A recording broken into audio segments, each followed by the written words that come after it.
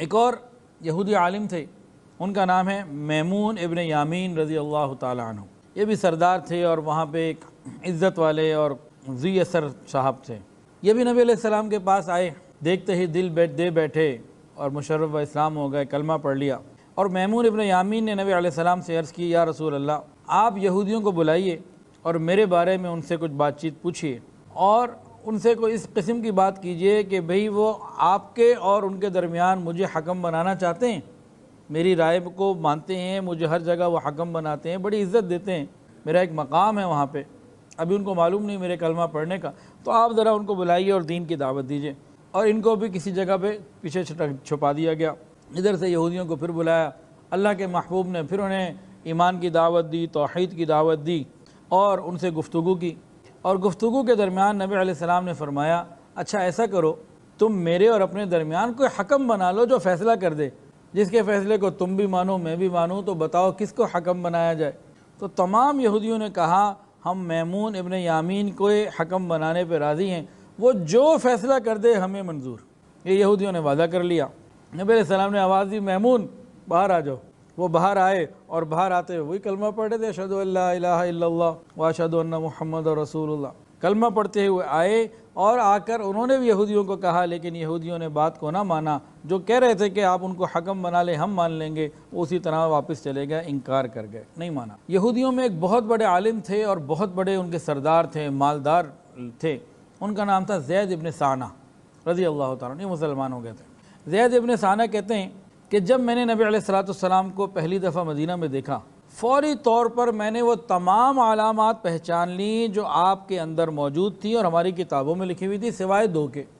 آپ کا حلم آپ کے غصے سے آگے چلا جاتا ہے، یعنی غصہ نیچے رہ جاتا ہے اور حلم جو ہے یہ حاوی ہو جاتا ہے۔ اور دوسری بات کہ جتنا آپ کے ساتھ کوئی جہالت کا برتاؤ کرے گا اتنا آپ کا حلم بڑھتا چلا جائے گا۔ اب یہ دو باتیں جو تھی نا، یہ چہرے کو دیکھ کے نہیں پہچان سکتا بندہ۔ اب وہ اس کے انتظار میں تھے کہ کوئی معاملہ ہو۔ کہتے ہیں کہ ایک مرتبہ نبی علیہ السلام اپنے حجروں سے تشریف لائے، حضرت علی المرتضیٰ رضی اللہ تعالی عنہ آپ کے ساتھ تھے۔ اتنے میں کسی گاؤں کے کسی علاقے سے، فلاں قبیلے سے کوئی شخص آیا سواری پہ اور نبی علیہ السلام کی خدمت میں حاضر ہو کے اس نے عرض کیا، یا رسول اللہ، فلاں بستی میں قحط ہے، خشک سالی ہے، میں نے ان کو یہ کہا ہے اگر تم اسلام لے آؤ گے تو تمہیں خوب مال ملے گا۔ تو یا رسول اللہ، وہ کلمہ تو پڑھ چکے ہیں، ابھی میں آپ کی خدمت میں حاضر ہوا ہوں کہ جس طرح وہ رزق ملنے کی امید پر اسلام میں داخل ہوئے ہیں، کہیں وہ رزق نہ ملنے کی وجہ سے واپس نہ نکل جائیں، تو آپ مجھے کچھ مال دیں کہ میں وہاں ان کا خیال کروں۔ نبی علیہ السلام نے حضرت علی کو دیکھا بھئی اب تو مال اس وقت کچھ بھی نہیں ہے، سب خالی ہے۔ زید ابن ثانہ کہتے ہیں کہ میں نے اس موقع کو غنیمت سمجھا، آگے بڑھا۔ میں نے کہا آپ مجھ سے 80 مثقال سونا لے لیجئے اور اتنی کھجوریں اس باغ کی اتنی مدت کے بعد مجھے دے دیں، اتنی کھجوریں فلاں باغ کی اتنے عرصے کے بعد مجھے دے دیں۔ نبی علیہ السلام نے فرمایا، اے یہودی بات سنو، ڈیل ہو جائے گی لیکن فلاں باغ یہ بات نہیں ہوگی، تم 80 مثقال سونا دے دو اور اتنی مدت کے بعد تمہیں اتنی کھجوریں دے دی جائیں گی، اس بات پہ ڈیل ہو سکتی۔ زید ابن ثانہ کہتے ہیں کہ میں نے ڈیل کر لی اور وہ 80 مثقال رسول اللہ صلی اللہ علیہ وسلم کی خدمت میں پیش کر دیے، ایک بڑی بھاری مقدار تھی سونے کی، اور نبی علیہ السلام نے وہ سارے کا سارا اس آنے والے کو دیا، کہا وہاں جا کے ان لوگوں میں تقسیم کرو۔ وہ اپنا مال لے کے چلے گئے۔ زید ابن ثانہ کہتے ہیں جو ٹائم طے تھا نا، مثال 10 تاریخ تھی یا 15 تاریخ تھی، اس سے 2-3 دن پہلے میں آیا اور آ کے میں نے نبی علیہ السلام کے کپڑے کو پکڑا اور بڑے تیز اور خراب لہجے میں، اے محمد، اے عبد المطلب کے بیٹے، تم کیسے لوگ ہو؟ تمہارے خاندان والے بھی یہی کرتے ہیں کہ جس کا حق دینا ہوتا ہے حق ٹائم پہ نہیں دیتے ہو۔ کہتے ہیں کہ میں نے نبی علیہ السلام، میں نے تو چیک کرنا تھا، میں نے جب نبی علیہ السلام سے یہ مس بیہیو کیا، پھر میں نے سب کی طرف دیکھا، آقا کی چہرے کی طرف بھی دیکھا، نبی علیہ السلام کے چہرے پہ سکون بھی تھا، مسکراہٹ بھی تھی، اطمینان بھی تھا، اور دیکھتے دیکھتے میری نظر پڑی حضرت عمر فاروق رضی اللہ عنہ کے چہرے پہ۔ میں نے دیکھا ان کے چہرے پہ تو غصہ تھا، اور انہوں نے مجھے کہا، اے دشمن خدا، کہ تم نبی علیہ السلام سے ایسی بات کرتے ہو، ایسا سلوک کرتے ہو، اگر مجھے تمہارے اس قرض کا لحاظ نہ ہوتا ابھی تمہاری گردن اتار دیتا۔ عین غصے کے عالم میں بھی دوسرے کے حق کی ادائیگی کا خیال، یہ اسلام ہے۔ کتنی مرتبہ ہم جس سے غصہ ہو اس کا حق نہیں دیتے، یہ اسلام نہیں ہے۔ کہتے ہیں میں نے دوبارہ چہرے انور پہ نظر ڈالی حضور پاک صلی اللہ علیہ وسلم کی طرف، تو نبی علیہ السلام نے بڑے ہی پرسکون انداز میں، بڑی ہی محبت کے ساتھ حضرت عمر فاروق کو مخاطب ہوئے اور فرمایا عمر تمہیں تو ایسا کرنے کے بجائے ایک اور چیز کی ضرورت تھی، تم مجھے کہتے، مجھے نصیحت کرتے کہ حق ادا کریں، اس کو نصیحت کرتے کہ اچھے انداز سے مطالبہ کرو۔ اے عمر اٹھو اور اس کو اتنا جو ہم نے دینا تھا وہ ادا کرو، اور 20 سا مزید ادا کرو جو تم نے ان کے ساتھ سختی کا معاملہ کیا۔ زید ابن ثانہ کہتے ہیں کہ میں اٹھا، حضرت عمر کے ساتھ گیا، جتنا میرا وزن مجھے طے تھا نا اس ڈیل کے تحت وہ مجھے دے دیا گیا، اس کے بعد مزید 20 سا تولا گیا اور وہ مجھے پیش کر دیا گیا۔ میں نے کہا یہ کیا ہے؟